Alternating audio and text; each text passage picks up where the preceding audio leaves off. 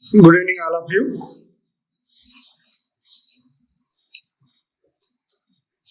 In previous class, we learned number one, chargeability of interest on securities.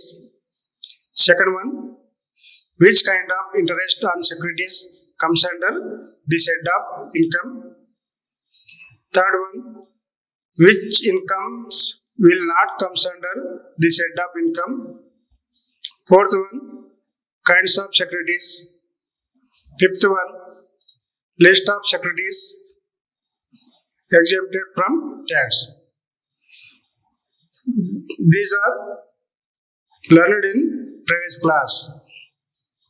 నిన్నటి క్లాస్లో మనము నేర్చుకున్నటువంటి అంశాలు ఒకటవది సెక్యూరిటీలపై వడ్డీ పన్ను విధింపు, రెండవది ఈ శీర్షికలో వచ్చే వివిధ రకాల సెక్యూరిటీలపై వడ్డీ, మూడవది ఈ శీర్షికలో రాని వివిధ రకాల సెక్యూరిటీలపై వడ్డీ, నాలుగవది సెక్యూరిటీల రకాలు, ఐదవది పన్ను మినహాయింపు గల వివిధ సెక్యూరిటీలు. మనం ఇవి గత క్లాస్లో మనం నేర్చుకున్నాం.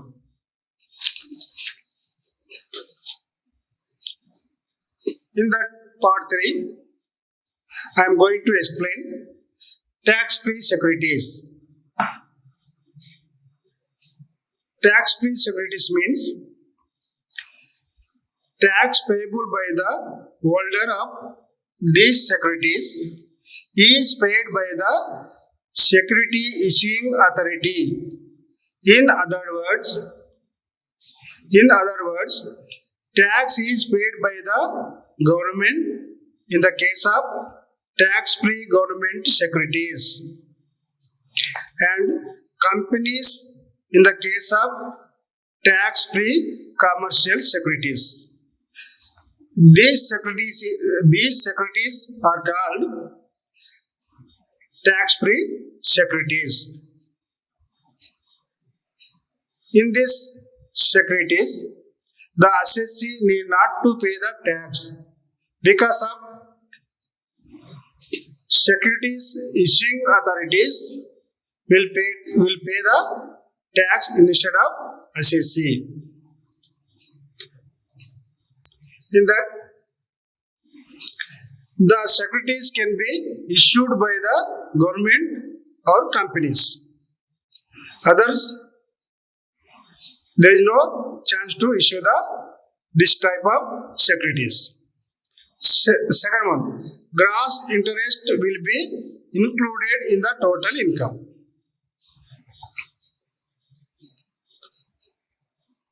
For tax-free government securities, gross interest is calculated as follows.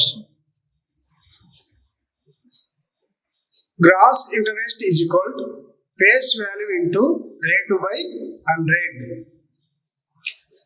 Second one, for tax-free commercial securities, note, interest received by the assessee is net interest. So the same is to be converted into gross interest. It is called grossing up. So gross interest is calculated as follows in 2 steps. Step number 1, first we calculate the net interest. For that, the method is net interest is equal to face value into rate by 100. Step number 2, in this we calculate gross interest. For that, the method is gross interest is equal to net interest into 100 by 90. These are the methods to calculate interest on tax-free securities.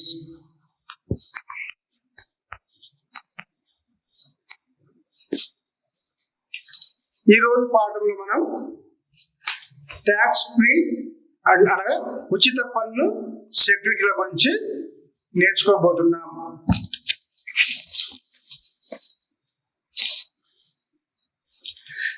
ఉచిత పన్ను సెక్యూరిటీలు అనగా ఈ సెక్యూరిటీలపై వచ్చిన వడ్డీపై ఆదాయమును సెక్యూరిటీలు జారీ చేసిన అధికారులు చెల్లించెదరు. అనగా అసెస్సీకి ఈ వడ్డీపై పన్ను చెల్లించవలసిన అవసరము లేదు. జారీ చేయు అధికారులు అనగా ఉచిత పన్ను ప్రభుత్వ సెక్యూరిటీలకు ప్రభుత్వము మరియు ఉచిత పన్ను వాణిజ్య సెక్యూరిటీలకు కంపెనీలు పన్నును చెల్లించును. అనగా ఈ ఉచిత పన్ను సెక్యూరిటీలు కలిగి ఉన్నటువంటి అసెస్సీలు పన్ను చెల్లించవలసిన అవసరము లేదు. ఎందుకనగా ఈ సెక్యూరిటీలు జారీ చేసేటటువంటి అధికారులే పన్ను చెల్లిస్తారు కాబట్టి అసెస్సీ పన్ను చెల్లించవలసిన అవసరం లేదు. ఇలాంటి సెక్యూరిటీలను ఏమంటాం? ఉచిత పన్ను సెక్యూరిటీలు అంటాం.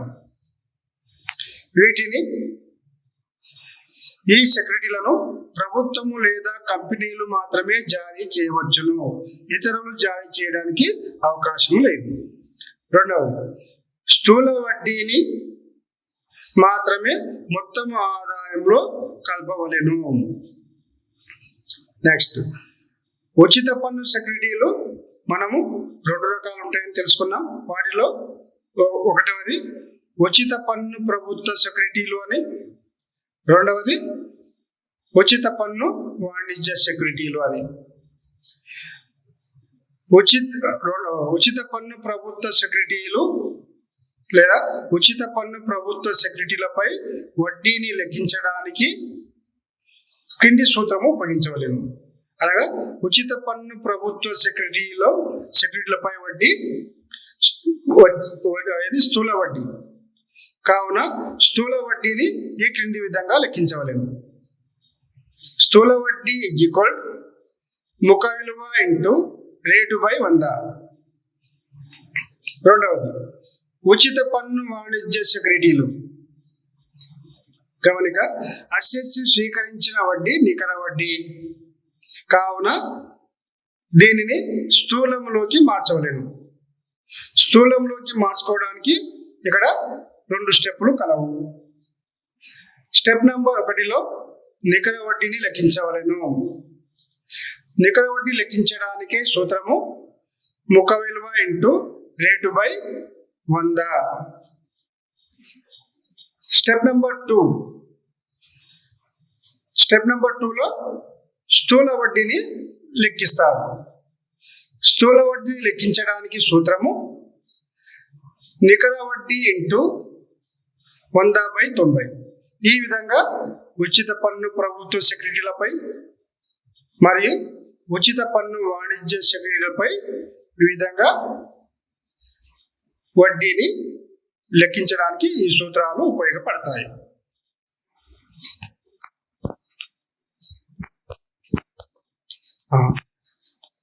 Next, in the 2 marks question, what is grossing up? Answer: interest received by the assessee in net interest, and same is to be converted into gross interest. This practice is known as grossing up. This is applicable in case of tax-free commercial securities only. Further, net interest is grossing up by using the following formula. Gross interest is equal to net interest into 100/90.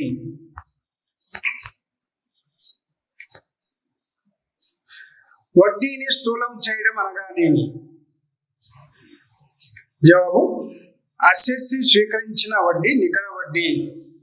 ఈ వడ్డీని స్థూలంలోకి మార్చడమే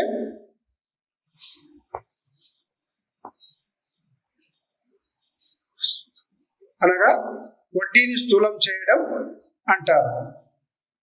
ఈ విధానం ఉచిత పన్ను వాణిజ్య సెక్యూరిటీలకు మాత్రమే వర్తిస్తుంది. నికర వడ్డీని స్థూలంలోకి మార్చుకోవడానికి సూత్రము స్థూల వడ్డీ నికర వడ్డీ ఇంటూ 100/90. ఈ విధంగా ఉచిత పన్ను వాణిజ్య సెక్యూరిటీలపై వడ్డీని ఈ విధంగా లెక్కిస్తారు.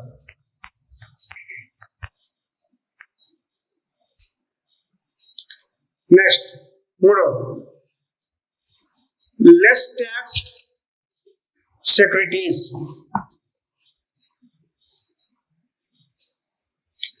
Less tax securities means of the total interest due to a security holder, tax is deducted by the issuing authority. In other words, payer of the interest received by the assessee is net interest, and the same is to be grossed up and is to be included in the total income. These securities can be issued both by the government and commercial authorities. For this, the calculating the interest on less tax securities, the formula is gross interest is equal to face value into rate by 100.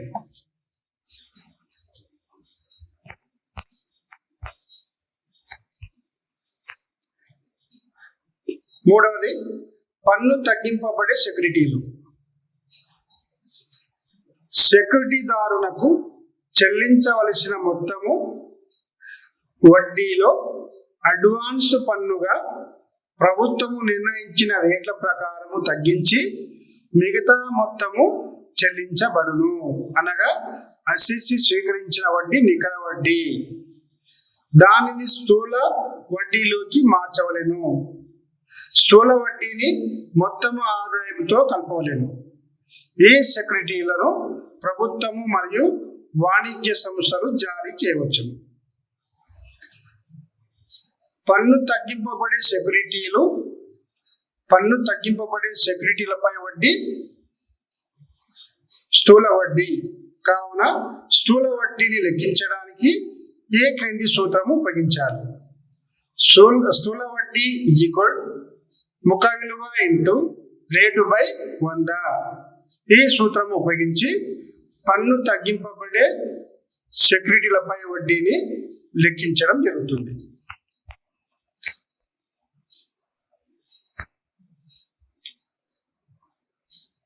Models of problems. There can be 3 models of problems in this chapter. Number 1, when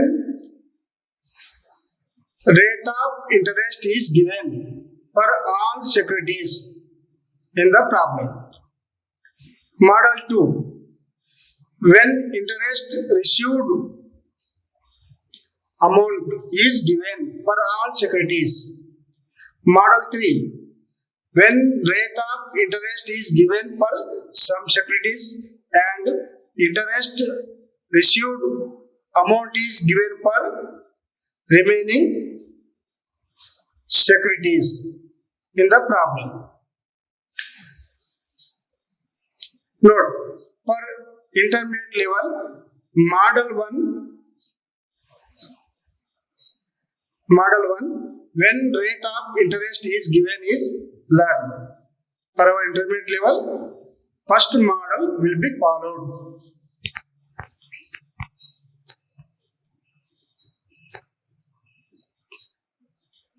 ఈ unit లో వచ్చేసి ప్రశ్నలు 3 రకాలుగా ఉండును.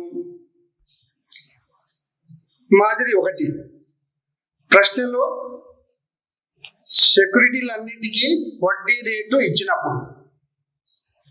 మాదిరి 2, ప్రశ్నలో సెక్యూరిటీలకు వడ్డీ రేటు ఇవ్వకుండా స్వీకరించిన వడ్డీ మొత్తము ఇచ్చినప్పుడు. మాదిరి 3, ప్రశ్నలో కొన్ని సెక్యూరిటీలకు వడ్డీ రేటు మరియు కొన్నిటికి స్వీకరించిన వడ్డీని ఇచ్చినప్పుడు. ఈ విధంగా 3 రకాల ప్రశ్నలు ఈ యూనిట్ లో మనకు ఉంటాయి. ప్రతి సెక్యూరిటీకి వడ్డీ రేటు ఇవ్వబడినదా లేదా, వడ్డీ మొత్తం ఇవ్వబడినదా అని ముందుగా పరిశీలించాలి. వడ్డీ రేటు ఇచ్చినచో మాదిరి 1లోని విధానంను అనుసరించవలెను, లేదా వచ్చిన వడ్డీ మొత్తము ఇచ్చిన ఎడల మాదిరి 2లోని వివరింపబడిన విధానమును అనుసరించవలెను. గమనిక. మాదిరి 3, మాదిరి 1 మరియు 2ల మిశ్రమ పద్ధతి. ఈ విధంగా మనకు 3 రకాల ప్రశ్నలు ఈ పాఠంలో ఉంటుంది. మనకు ఇంటర్మీడియట్ సంబంధించి మాదిరి 1 మాత్రమే మనకు ఉండును. అంటే ప్రశ్నలో మనకు సెక్యూరిటీలన్నిటికీ వడ్డీ రేటు ఇవ్వడం జరుగుతుంది. ఈ విధంగా మొదటిది మాత్రమే మనము అనుసరిస్తాము.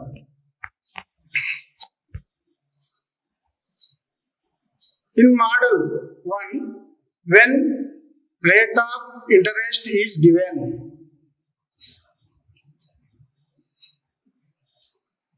here required information in the problem. First one, face value of the security. Next one, rate of interest must be required when rate of interest is given. Note, tax-free government securities, number 2, less tax government securities and less tax commercial securities, whether it is listed or unlisted in stock exchange.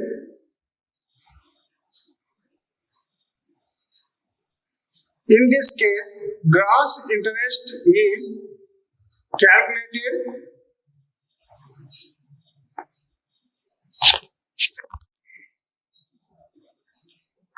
in one step only by following formula. The formula is gross interest is equal to face value into rate by 100. For tax-free commercial securities, there are 2 steps. In the first step, we can calculate net interest. In the second step, we can calculate gross interest by using below formula.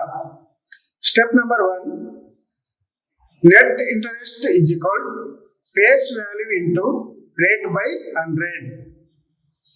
Step number 2, gross interest is equal to net interest into 100 by 90.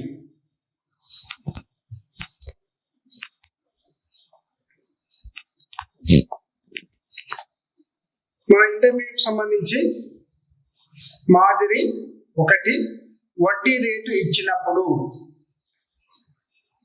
దాని గురించి ఇక్కడ మనం నేర్చుకుంటాం. ప్రశ్నలో ఉండవలసినటువంటి అంశాలు, వడ్డీ rate అని ఇచ్చినప్పుడు ప్రశ్నలో ఉండవలసినటువంటి అంశాలు ఒకటవది సెక్యూరిటీల యొక్క ముఖ విలువ, రెండవది వడ్డీ రేటు. ఈ రెండు తప్పకుండా ఉన్నాయా లేదా అనేది మనం గమనించాలి. దిగువ తెలియజేసిన సెక్యూరిటీలకు ఒకే ఒక స్టెప్పులో స్థూల వడ్డీని లెక్కించవలెను. ఏ ఉచిత పన్ను ప్రభుత్వ సెక్యూరిటీలు, పన్ను తగ్గింపబడే ప్రభుత్వ సెక్యూరిటీలు, పన్ను తగ్గింపబడే వాణిజ్య సెక్యూరిటీలకు అది జాబితాలో గల లేదా జాబితాలో లేని ఒకే ఒక స్టెప్పులో దిగువ ఇచ్చిన సూత్ర సహాయముతో స్థూల వడ్డీని లెక్కించవలేదు. దానికి సూత్రము స్థూల వడ్డీ ముఖ విలువ ఇంటూ రేటు బై 100. అంటే ఈ సూత్రము ఉచిత పన్ను ప్రభుత్వ సెక్యూరిటీలు, పన్ను తగ్గింపబడే ప్రభుత్వ సెక్యూరిటీలు, మూడోది పన్ను తగ్గింపబడే వాణిజ్య సెక్యూరిటీలకు ఒకే సూత్రంతో వీటిపై స్థూల వడ్డీని లెక్కిస్తాము. ఆ విధంగా స్థూల వడ్డీని లెక్కించడానికి ఈ సూత్రము ఉపయోగిస్తాము. అలాగే ఉచిత పన్ను వాణిజ్యపు సెక్యూరిటీల పై వడ్డీని లెక్కించటము 2 దశలు కలవు. మొదటి దశలో నికర వడ్డీని లెక్కించుట మరియు రెండవ దశలో స్థూల వడ్డీని లెక్కించుట. స్టెప్ నంబర్ 1లో నికర వడ్డీని లెక్కించుట.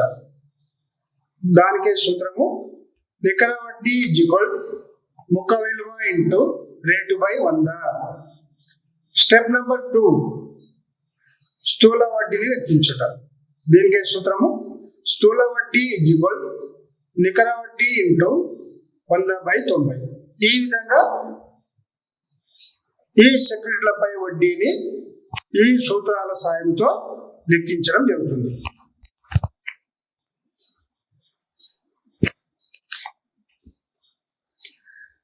Deductions under section 57.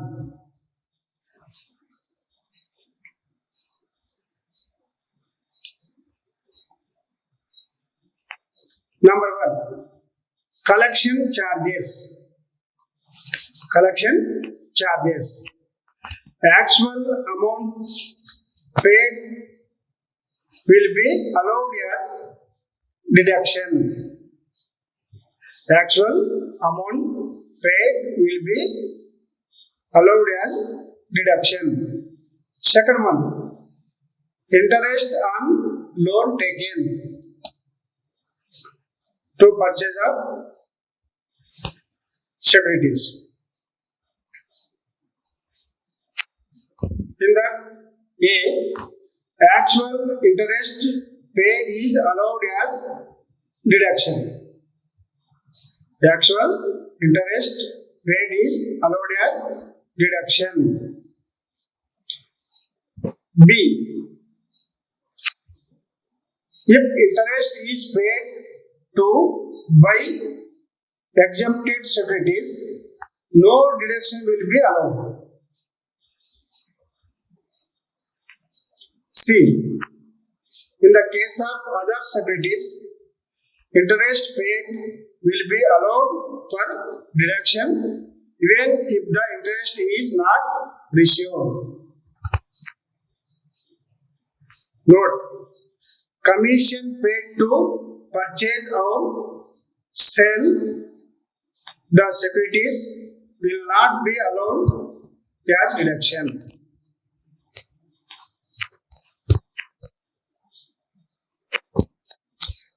సెక్షన్ 57 ప్రకారం తగ్గింపులు. వసూలు ఛార్జీలు. సెక్షన్ 57 ప్రకారము ఇతరుల నుండి ఆదాయం నుండి మినహాయింపుగా ఇచ్చేటటువంటి తగ్గింపులు. వాటిలో మొదటిది వసూలు ఛార్జీలు. వాస్తవముగా చెల్లించిన ఖర్చు తగ్గింపుగా ఇవ్వబడును. రెండవది సెక్యూరిటీల కొనుగోలుకై తీసుకున్న అప్పుపై చెల్లించిన వడ్డీ. దానిలో ఏ వాస్తవంగా చెల్లించిన వడ్డీ తగ్గింపుగా ఇవ్వబడును.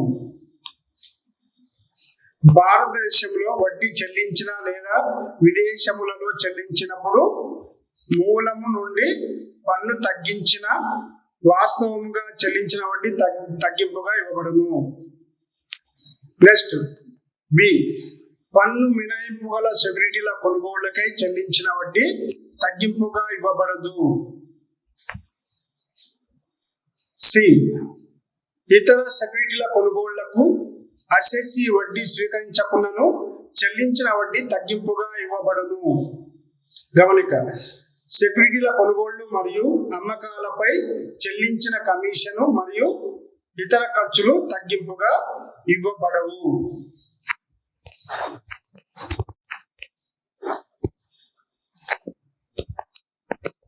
ఎక్సర్సైజెస్ అంటే ఇంతటితో మన పాఠము అయిపోయింది.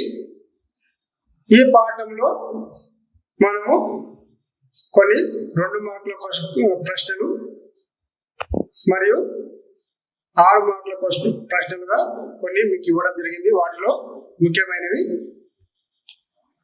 there are 2 marks questions are there.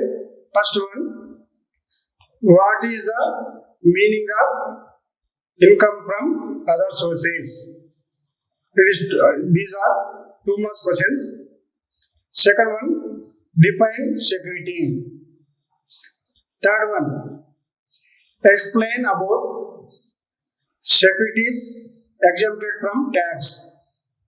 Fourth one, explain about tax-free securities. Fifth one, explain about less tax securities. Sixth one, what is grossing up? Seventh one, what is income from interest on securities?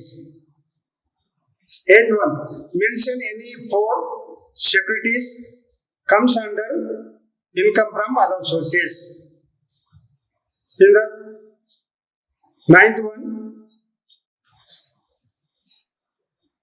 what is mercantile system? 10th one, what is cash system?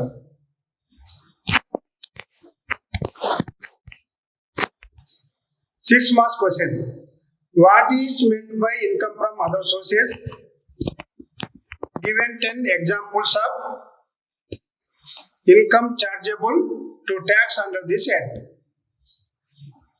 Second one, list out any 10 fully exempted securities under income from other sources. Problems. Next we are going to do some problems.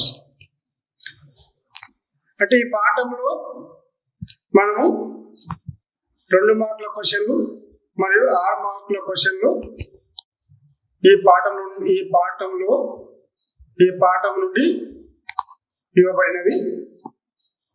ఒకటవది ఇతర వనరుల నుండి ఆదాయం అనగానేమి, రెండవది security అనగానేమి, మూడవది పన్ను మినహాయింపు గల సెక్యూరిటీలు అనగానేమి, నాలుగవది ఉచిత పన్ను సెక్యూరిటీలు అనగానేమి, ఐదవది పన్ను తగ్గింపబడే సెక్యూరిటీలు అనగానేమి, ఆరవది వడ్డీని స్థూలము చేయడం అనగానేమి, ఏడవది ఇతర వనరుల నుండి ఆదాయం శీర్షికలో వచ్చే ఏవైనా 4 సెక్యూరిటీలను తెలపండి. అలాగే 8 వ్యాపార వర్తక పద్ధతి అనగానేమి, 9వది నగదు పద్ధతి అనగానేమి. ఇప్పుడు 6 మార్కుల ప్రశ్న. ఇతర ఆదాయములు అనగానేమి, ఈ శీర్షికలో చేర్చబడే 10 ఆదాయాలను తెలపండి. రెండవది ఏవైనా 10 పూర్తిగా పన్ను మినహాయింపు గల సెక్యూరిటీలను తెలపండి. మూడవది అంటే మనం లెక్కలు ప్రాక్టీస్ చేయడం జరుగుతుంది. నెక్స్ట్ క్లాస్లో లెక్కలు ప్రాక్టీస్ చేయడం నేర్చుకుంటాం. అంటే ఇతర నుండి ఆదాయము ఏ విధంగా లెక్కిస్తారు అనే దానికి సంబంధించి లెక్కలు ఉంటాయి. ఆ లెక్కల గురించి నెక్స్ట్ చాప్టర్ లో నెక్స్ట్